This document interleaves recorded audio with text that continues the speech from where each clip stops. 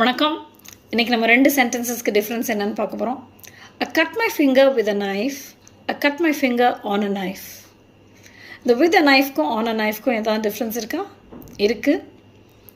இது வந்து நைஃப் ஆக்டிவாக இருந்துச்சா, நைஃப் பேசிவாக இருந்துச்சாங்கிறத பொறுத்தும் இருக்குது. Oh my god, what does it even mean? பார்க்கலாம், முழுசாக பாருங்கள். I cut my finger with a knife. இந்த ஃபர்ஸ்ட் சென்டென்ஸ்க்கு 2 பாசிபிள் மீனிங்ஸ் இருக்குது. ஒன்று வந்து டெலிபரேட்டாகவே கட் பண்ணுறது, which most of us don't do, வேணும்னே இன்டென்ஷனலாக பண்ணுறது.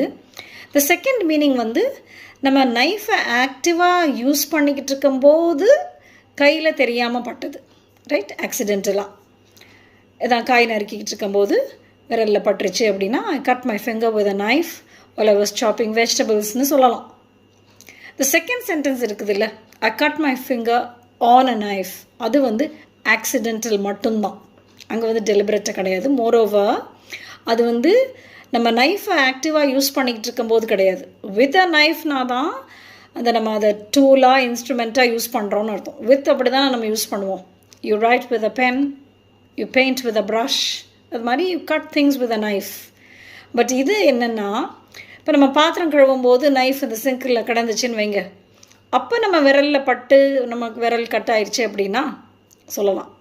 While washing the dishes, I cut my finger on a knife. So the finger accidentally came into contact with a knife. அப்போ தான் நம்ம on a knife சொல்லுவோம். ஆன்னாலே surface contact அந்த மீனிங்கில் வரும், right? This is the difference.